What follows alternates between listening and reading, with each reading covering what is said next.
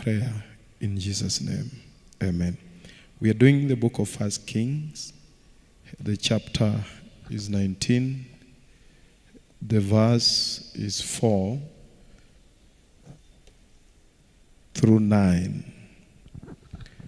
And I'll read.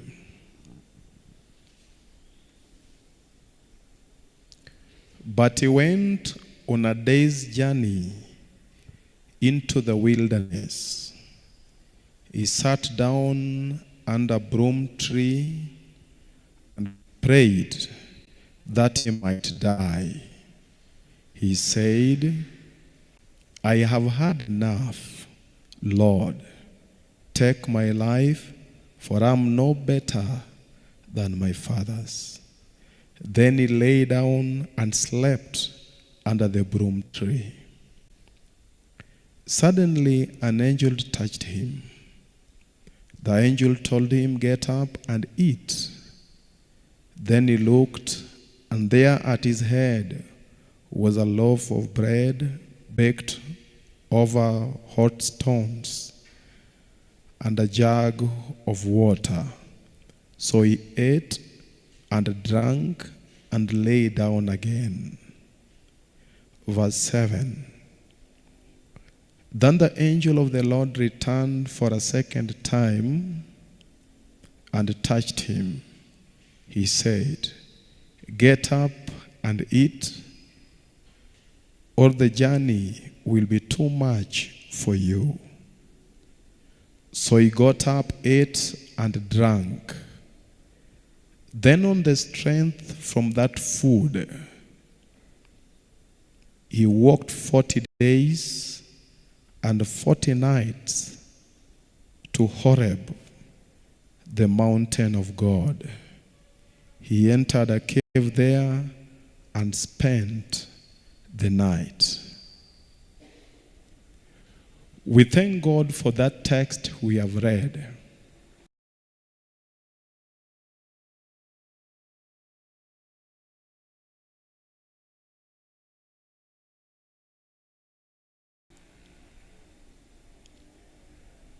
A chaplain or a man who happens to be a pastor who works within an environment of a hostel was one day doing his normal duty. His normal duty entailed he would walk by each sick bed and pray with and for the patients. But before he could offer the prayer, he would ask each of them, what would be your prayer item? Almost all of them told the man of God, our prayer item, we want to get healed and walk back home to attend to the normal duties we have been doing. But upon reaching a lady, this man of God asked the same question to this lady, before I pray, what is your prayer item?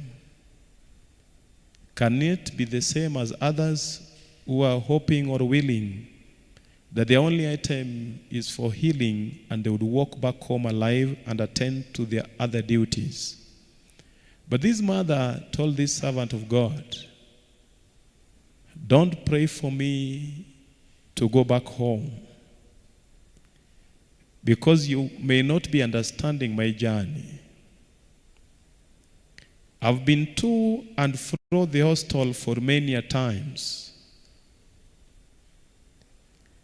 until the hope I had to get well is gone. As you meet me, the servant of God, at such an hour, I'm tired. Because I believe even if you pray for me and I get ill owing to my condition, it is just a matter of time. I'll get back to the hospital again. So this mother told the man of God, enough is enough for my life. I'm tired of what I'm going through. The only thing you need to do for me and unto me, pray for me so that I may rest, I may die, because I'm tired of what I'm going through. The title we want to share this evening says, "It is enough for my life, O Lord." It is enough for my life, O Lord. At times you may have an opportunity to talk to a lady or a man who is almost committing suicide. And you ask of him or her, before you do this, what is in your mind? Maybe a lady or this young man will tell you, "Pastor, I'm tired. I've gone through enough. Let me die." Maybe you walk besides the highway and somebody is waiting for a speeding car to come close. Then he's planning in his heart to jump into the road so that he may be crushed and die. When you ask of him, "Why must you do this?" he will tell you, "Pastor, you may not understand what I'm going through. It is enough for my life." At times you may not understand. Maybe a woman walking out of a marriage, you ask of her, "Why must you walk out of your marriage?" Maybe this lady may tell you, "Pastor, you may not understand. Pastor, I've tried my best, but I'm tired. I've had enough, Pastor. Let me go." Under the sun, some people have gone through enough. And at some level, for sure they are tired. They don't have the strength to continue. If God does not intervene, it's gonna be the end of their story. But we are making a call this evening. Even if you are tired, even if it is enough for your life, may God meet you. Even if you're almost giving up, you don't have the enough strength to continue fighting. The energy you had, you have fought until every strength is gone. Could be you're saying, "Pastor, the only strength I have maybe is to walk out of my marriage, or the only strength left with me or for me, Pastor, is only the strength I'm gonna use to commit suicide." We are saying, the Lord will strengthen his own. May God meet you at your point of need. It is true you have had enough. It is true you are going through a lot. It is true you have gone through a lot. But at such an hour, I'm standing here to give you a God who is able and willing to meet those people who are tired of what they are going through. A God who is able to meet a daughter or a son who would stand and say, "Pastor, it is enough for my life." I want to call God at such an hour to come down and meet you at that point of need. Some people may not understand, but you do. It is too much for your life. I'm calling on God. May he come down and do something upon your life and upon your case, because you have had enough. The story before us in the book of 1 Kings, the chapter we have done is chapter 19. We have done verse 4 through 9. The man of the chapter, the protagonist of this verse, is a man of God called Elijah. I've picked my sermon on verse 4, which I'll read again. But he went on a day's journey into the wilderness. He sat down under a broom tree and prayed that he might die. He said, "I've had enough. Lord, take my life, for I'm no better than my fathers." So we are presenting Elijah. Out of his words, he's telling the Lord, I've had enough for my life. Could be a daughter or a son of God who is here or who is following, worshiping online. He's saying, Pastor, you may not understand my story. What I've gone through, what I'm going through, it is enough for my life. But my prayer for you this evening, even if you have gone through that much, may God meet you. I'm here only to present a God who is able to meet those people who have had enough. I'm here to present a God who is willing to meet somebody who is so tired, you don't have the strength to continue. I'm here to give you that God so that you may see the light of the day. I wrote it here. The book of 1 Kings, the story there, the last drama in chapter 19, Elijah and the Baal prophets together with the king, they are at Mount Carmel. As we do the text, we are meeting Elijah come from Carmel and headed for Jezreel. Ahab, having seen what had happened at Mount Carmel, took on his horse, pedaled his horse from Jezreel, from Carmel to Jezreel. And he was driving so fast, riding so fast. But the Bible says the man in this chapter is called Elijah. When the Spirit of the Lord came unto Elijah, Elijah ran faster than the horse of Ahab. And somebody is asking, we know the speed of a man and we know the speed of a horse. It is said the fastest horse can cover between 16 to 27 kilometers per hour. But the fastest man is able to cover less than that. And somebody is asking, the distance between Carmel and Jezreel was on the average of 50 kilometers. How did Elijah manage to go before the horse? The writer records, the Spirit of the Lord came unto him, and he went before Ahab up to Jezreel. This man who could go before the horse, as we meet him in verse 4, he's saying, oh Lord, I'm tired. What I've gone through or what I'm going through is enough for my life. Could be somebody is asking, is it the same Elijah who went before the horse? Elijah will tell you, that is me. But you may not understand. At this moment, I'm tired, I've had enough. I wrote some items here. What do you know about Elijah?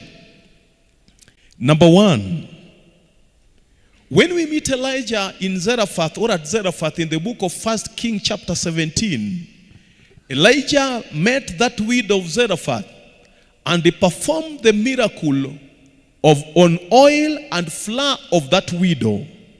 And this woman lived in abundance until the more famine moments were over.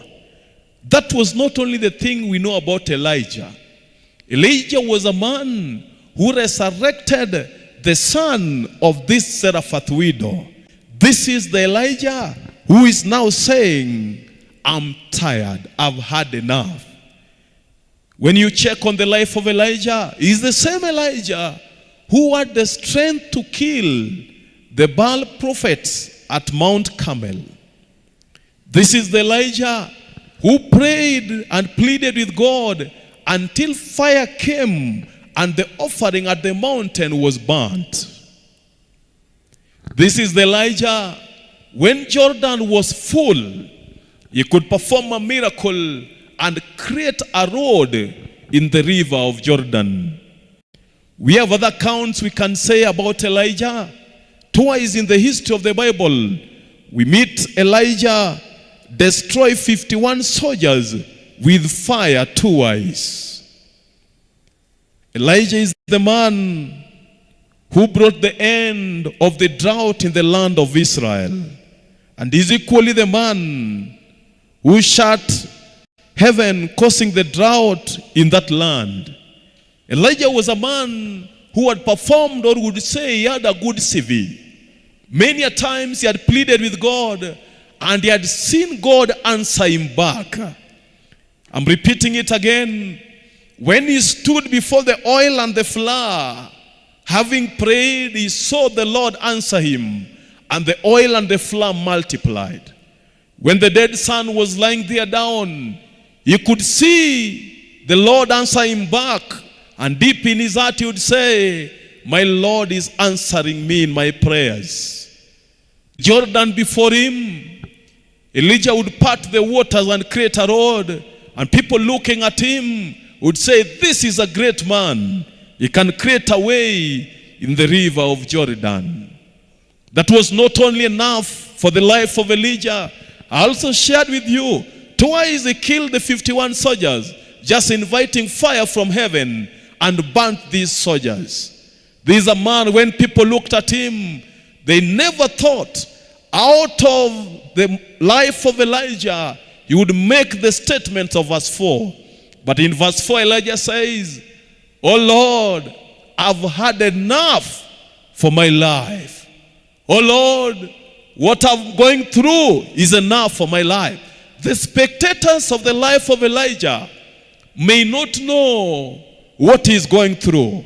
But when given time to speak, Elijah will tell you, Pastor, I've had enough. It is enough. I'm tired, Pastor. I'm tired. Somebody is asking, who is that saying who is tired? Can he be the Elijah whom we know? But somebody will tell you in between the writings that Elijah will respond by saying, even if those are the things you know about me, even if those are the strength of mine which you people can register, but today, this man of Israel, this man from Tishbe, Elijah, is tired. And he's saying, enough, it is enough for my life. I want all of us to walk and meet this Elijah, who is saying, Pastor, where life has caught me up, Pastor, nimechoka. I'm tired, Pastor. I better die. Some level you may not understand the life of people who are sitting here, or the online viewers or worshippers. As you look them from outside, you may think everything is okay. But when you give them a moment to talk, maybe a sister will tell you, Pastor, I've had enough. I'm tired, Pastor. When you give a moment for a brother here, they will tell you, Pastor, I'm tired. What I'm going through, or what I've gone through, Pastor, it is enough for my life. Let me paint a picture, then I walk with you. It is in record, it is known in the book of Jonah, the son of Amittai. In that hotness or the wilderness of Israel, came a moment when Jonah had an opportunity to have a shade over him. And during those days when Jonah had the shade, everything was okay with him. But the Bible records in the book of Jonah, when the shade of Jonah withered, Jonah got annoyed with God. People were looking at Jonah while he was under the shade. Even Jonah would testify life was okay. But the Bible gives us Elijah from verse 4. He is also under a tree or under shade. But Elijah will tell you, you will ask of Elijah, we can see just like Jonah yesterday, Jonah was under the shade and he was happy. And equally today, Elijah, you are equally under the shade. Is everything okay? Elijah will tell you, Pastor, it is true, I'm under the shade. But even if I'm under the shade, I'm tired. Pastor, it is true, I'm under the shade. But even if I'm under the shade, Pastor, it is enough for my life. I was taking an idea from one of the preachers And he was saying, when you look at humanity, life can give you shades. And when people look at you from a distance, they may think things are okay. But you will tell them, upon this providence, upon this shade you see me rest under, I'm under this shade, but I'm tired. It is enough for my life. I got a moment to read one of the writers who was saying, this life can give you a shade. Could be. The shade the life has given you is a good employment. People who are employed may look at you and may think that shade of employment, everything is okay with you. And you will tell them, in as much as I'm employed, but in between the lines, I'm tired. It is enough for my life. Some people, maybe some women who are barren, they look at you, have children, and they are praying, oh Lord, she has the shade of the children, and they are praying, oh Lord, may you do something. But when they visit with you, you will tell them, it is true, I have children. But even with these children, I've had enough, I'm tired. Some people may look, you have a very beautiful home, and they're yearning to be like you. But when they move closer, you will tell them, under this roof, all is not well, I'm tired. Elijah told God under the shade, oh Lord my God, your servant at such an hour is tired, and he has had enough for his life. I'm calling on God to meet a lady who is equally tired like Elijah. I'm calling on the Lord at such an hour to meet a man in this gathering who is also tired as Elijah. And may God do something. Let me take you forward because I want to move to a moment of prayer. The Bible records God, having seen the condition of Elijah, he said in his own wisdom, I must do something to this son of mine. I must do something divine to this son of mine. Because if I don't, he has no strength to continue with this journey. Where Elijah is lying, the man of God is saying, Pastor, my past has been okay. I've been a man of miracles. People know that. I've walked in Zarephath. I've done what I could do. I've transversed Israel, and people know the things I've done.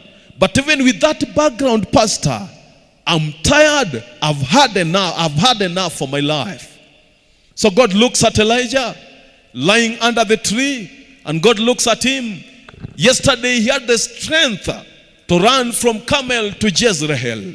Now, while as he lies under the tree, this man of God has got no strength to continue with this journey. I'm saying this, church of God. God is looking at his son. This is the same son of yesterday who had the strength. But life has pushed him so much that as we look at him, he has no strength to continue. At this hour, I'm giving you God. You may be having no strength to continue with this life, but I want to give you God who is able to meet people who are tired, to meet people who have had enough of their life, so that God may give you strength to continue. So the Bible records, the angel of the Lord is sent unto Elijah. And when he comes down with water and bread, the Bible records he wakes Elijah up.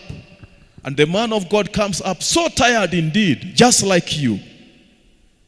He takes of that water and the bread, and people looking at him may start thinking, now the man of God will regain his strength. But Elijah goes back again, and this man of God is still tired. God is looking at him, and God is in a business not to leave him at that state, but to give him back his strength. So God comes down again, sends the angel. The angel comes for the second time, looking at the man who has had enough. The man who is tired, he has no strength to continue. Then the angel comes again, is given bread and water. Having taken that bread and water, the servant of God who was tired, who had had enough, the man of God who never had the strength to continue with the journey, the Bible records, we meet Elijah, take 40 days and 40 nights from Jezreel or from where he was, and he walks unto Mount Horeb. Somebody is asking, can it be true this is the same Elijah who was tired, and he can now cover 40 nights and 40 days? And somebody registers, he is the same Elijah. God has come down and has met him.